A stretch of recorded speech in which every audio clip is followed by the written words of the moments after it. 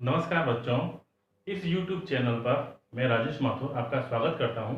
आज अपन 5वें चैप्टर की टॉपिक मिसल को पढ़ेंगे। जो अपना चैप्टर है वो है सरफेस केमिस्ट्री।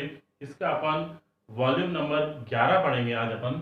तो मिसल के बारे में पढ़ेंगे बच्चों कि मिसल क्या होते हैं, किस प्रकार ये क्रिया करते हैं और इनकी स्वच्छताकारी क्रिया किस प्रकार होती है। तो बच्चों अपन जो मिसल अपन पहले भी पढ़ चुके हैं वर्गीकरण ऑफ कॉलॉइड्स में। मिसल क्या होते हैं कि जब अपन ये वे पदार्थ होते हैं जिनको अगर किसी जल में घोला जाए तो जल में घोल करके ये एक विशेष प्रकार के गुच्छित होकर के एकत्रित होकर के एक विशेष प्रकार के अणु का निर्माण कर देते हैं, जिनमें उनके आकार की जो व्यास जो होता है वो 1 नैनोमीटर से 1000 नैनोमीटर के मध्य का होता है। यानी कि कहने का मतलब ये हुआ कि ये उतने ही आकार के कण बनाते हैं जो आकार कॉलॉइडी कणों का होता है। तो ये भी एक प्रकार के संगुणित कॉलॉइडी कण होते हैं जिन्हें हम मिसल कहते हैं। तो ये क्या होते हैं, ये संगुणित कॉलॉइड होते हैं जो आपस में जुड़ करके, यानी अगर इनकी सांद्रता कम है, कम सांद्रता पर तो ये विद्युत अपघट्य के समान कार्य करते हैं, लेकिन जैसे जैसे इनकी सांद्रता बढ़ती जाती है ये आपस में एकत्रित हो जाते हैं और एकत्रित होकर के संगुणित होकर एक गुच्छे के समान संरचना बना देते हैं, जिसे भी हम क्या कहते हैं, मिसल कह देते हैं। देखिए मिसल की संरचना इस प्रकार ये जुड़ जाते हैं, एक अणु है, ये बहुत सारे अणु जो है आपस में जुड़ करके और एक मिसल का निर्माण कर देते हैं। इनके कणों का आकार 1 नैनोमीटर से 1000 नैनोमीटर के बीच का होता है। ये क्रिया जिस ताप पर होती है, जिस ताप से अधिक ताप पर यह क्रिया होती है उसे क्राफ्ट टेम्परेचर कहते हैं बच्चों। और जिस सांद्रता से अधिक सांद्रता पर ये आपस में जुड़ करके मिसल अणुओं का निर्माण कर देते हैं उसे CMC या हम क्रांतिक मिसल सांद्रता कहते हैं। अब अपन देखते हैं इसको किस प्रकार से परिभाषित किया गया है कि ये संगुणित कॉलॉइड होते हैं जो कम सांद्रता पर तो प्रबल विद्युत अपघट्य के समान, यानी जब सांद्रता बहुत कम है तो ये प्रबल विद्युत अपघट्य के समान कार्य करते हैं, परंतु उच्च सांद्रता पर जब इनकी सांद्रता बढ़ जाती है, इनकी मात्रा विलयन में बढ़ जाती है, तो ये एकत्रित होकर के गुच्छे के समान संरचना बना लेते हैं बच्चों, जिसे हम क्या कहते हैं, मिसेल कह देते हैं। उसे हम मिसेल कहते हैं। और जिस ताप से अधिक ताप पर मिसेल का निर्माण होता है उसे क्राफ्ट ताप कहा जाता है, उसे क्राफ्ट ताप कह देते हैं। और वह सांद्रता जिससे उच्च सांद्रता पर मिसेल का निर्माण होता है क्रांतिक मिसेल सांद्रता कहलाती है। इतना अपन ने समझ लिया। अब अपन बात करते हैं कि ऐसे कौन कौन से पदार्थ हैं जो मिसेल का निर्माण करते हैं। तो साबुन और अपमार्जक, ये दो पदार्थ हैं। साबुन और अपमार्जक ऐसे पदार्थ होते हैं जो जल में घुलकर मिसेल अणु का निर्माण कर देते हैं। इसमें अपन साबुन को देखते हैं। साबुन का अपन एग्जाम्पल लेते हैं स्टीरेट, यानी सोडियम स्टीरेट। ये होते क्या हैं, ये उच्च वसीय अम्लों के सोडियम और पोटेशियम साल्ट होते हैं जो साबुन कहलाते हैं। तो साबुन में अपन उदाहरण लेते हैं सोडियम स्टीरेट का। देखते हैं यहाँ पर कि सोडियम स्टीरेट जो है ये होता है C17H35 COONA, यानी एक सोडियम का लवण है। तो इसमें ये साबुन जो होता है इसके अणु इस प्रकार से होते हैं। देखो इसमें जो हाइड्रोकार्बन की जो चेन है, ये कार्बन 17 की जो चेन होती है वो लंबी हाइड्रोकार्बन की चेन होती है, इसे टेल कहते हैं। और इसका जो अग्र सिरा है वो आयनिक होता है और ये जल स्नेही होता है, यानी जल की तरफ आकर्षित होता है। जबकि जो लंबी टेल है, टेल वाला जो भाग है वो जल विरोधी होता है, यानी जल से दूर रहता है, जल का विरोध करता है।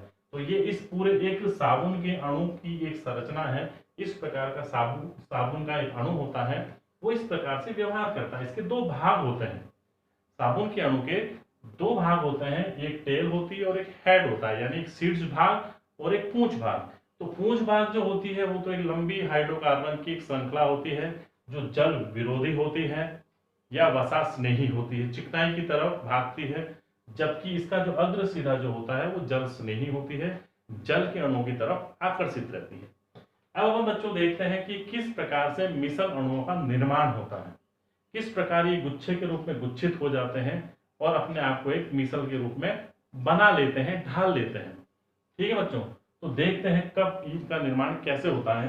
कि जब साबुन अथवा अपमार्जक के जल विरोधी सिरे, ये जो जल विरोधी सिरे हैं, आपस में केंद्रित होकर यानी केंद्र में इकट्ठे होकर के एक गुच्छे का निर्माण कर लेते हैं, तो इसे हम क्या कहते हैं? इसे हम बच्चों मीसेल कह देते हैं।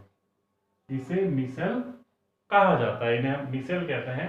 ये जो होते हैं वो ऋण आवेशित संयुग्मी कॉलेज होते हैं। ये ध्यान रखना बच्चों कि ये जो होते हैं वो ऋण आवेशित होते हैं, यानी इनके ऊपर ऋण आवेश पाया जाता है, एक माइनस आवेश होता है।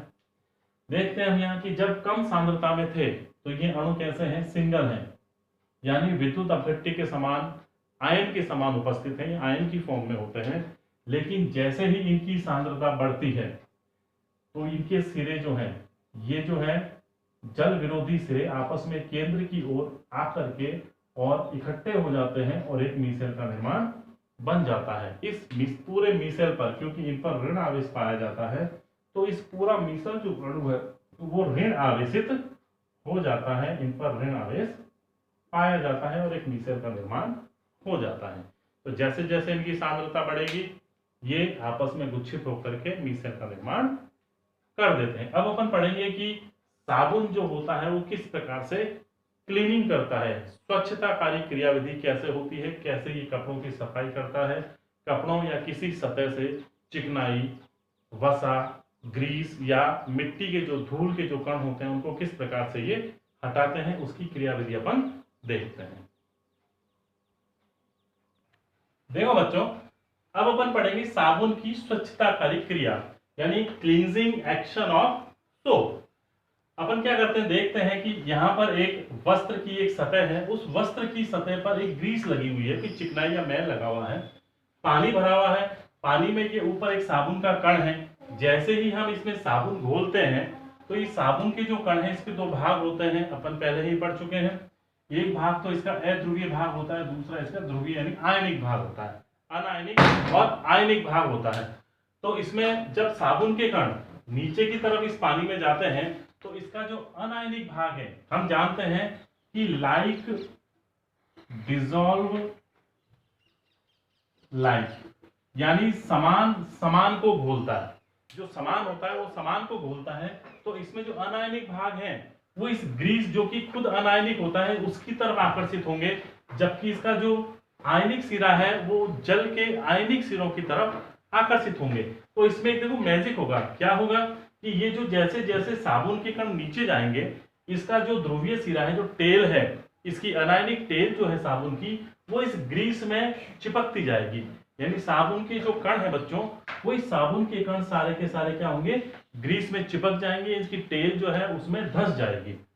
ठीक है, धंसने के बाद क्या होगा, जैसे ही ये इनसे चिपक गई, चिपकने के बाद जो जल के कण हैं वो क्या करेंगे, इसके जो आयनिक सिरे हैं उन आयनिक सिरों को अपनी ओर आकर्षित करेंगे। तो अब क्या होगा, जैसे ही साबुन के कणों ने इनको पकड़ लिया, ग्रीस के जो कण हैं या चिकनाई या मिट्टी के जो कण हैं उनको पकड़ लिया, और जो ऊपर का सिरा है साबुन के कणों को जल ने पकड़ लिया, यानी इन्होंने एक दूसरे को आपस में ये खींच रहे हैं, ये इनको खींच रहे हैं। तो जैसे ही पानी के कण जो है, पानी के कण में खिंचाव होगा, साबुन के कणों में खिंचाव होगा, और जब साबुन के कणों में खिंचाव होगा तो ये ग्रीस के कण को ऊपर की तरफ खींच लेंगे, और खींच करके ये चारों ओर से जो ग्रीस का जो कण है, चारों ओर से साबुन के जो कण है, इनका जो अनआयनिक भाग है, जो हाइड्रोकार्बन वाली पूंछ है, वो चारों तरफ से इसको घेर लेती है। घेर करके ये जो ग्रीस की जो कण था या चिकनाई का जो कण था वो इसके बीच में आ जाता है। अब ये इसमें से निकल नहीं सकता, तो ये सतह से बिल्कुल इसको हटा देते हैं, और जब पानी डाला जाता है, पानी का बहाव होता है और पानी में इनको मसला जाता है, रगड़ा जाता है, तो ये कण इसकी सतह से अलग हो जाते हैं, मिसल कण बिल्कुल अलग हो जाते हैं और चिकनाई को अपनी ओर लेकर के बिल्कुल इस जो सतह है वस्त्र की उसको स्वच्छ कर देते हैं। तो बच्चों इस प्रकार से वस्त्र पर लगी हुई चिकनाई पूरे स्टेप में होती होती होती होती अंत में अलग हो जाती है। तो इस प्रकार साबुन जो होता है किसी भी वस्त्र या सतह पे लगी हुई चिकनाई, धूल के कण, मिट्टी के कण या ग्रीस या कोई ऑयल को आसानी से साफ कर देता है। इस प्रकार से इसका एक्शन होता है, क्रियाविधि इस प्रकार से चलती है। कण जो होते हैं साबुन के वो आते हैं, ग्रीस या चिकनाई जो मैल के कण होते हैं, इसका जो अध्रुवीय सिरा होता है वो इसमें चिकनाई में इसकी ओर आकर्षित होकर इसे चिपक जाता है, इसको खींच लेता है। खींच करके चारों ओर से साबुन के जो कण हैं, जो अणु हैं, वो इसको घेर लेते हैं और एक मिसेल का निर्माण कर देते हैं और इसको इस सतह से अलग कर देते हैं। तो इस प्रकार बच्चों साबुन जो है उस चिकनाई या मैल को हटा देता है। तो इस प्रकार अपन इसकी क्रियाविधि को अच्छी तरह से पढ़ चुके हैं। अगर आपको ये वीडियो पसंद आए तो आप इसको लाइक कीजिए, सब्सक्राइब कीजिए और अधिक से अधिक शेयर कीजिए। धन्यवाद।